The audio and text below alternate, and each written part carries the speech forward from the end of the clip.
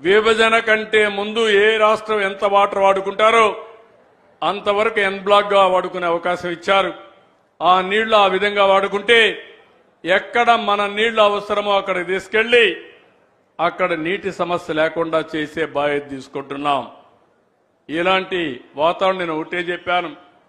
అవసరమైతే వాళ్ళు కూడా గోదావరి నీళ్లు వాడుకుంటారు, మనం కూడా వాడుకుంటాం. ఈ నదుల అనుసంధానం చేయమని ప్రధానమంత్రి గారు ఒక సంకల్పం చేశారు. మీరు గుర్తుపెట్టుకోవాలి. ఈ రోజు నేను మాట్లాడడం లేదు.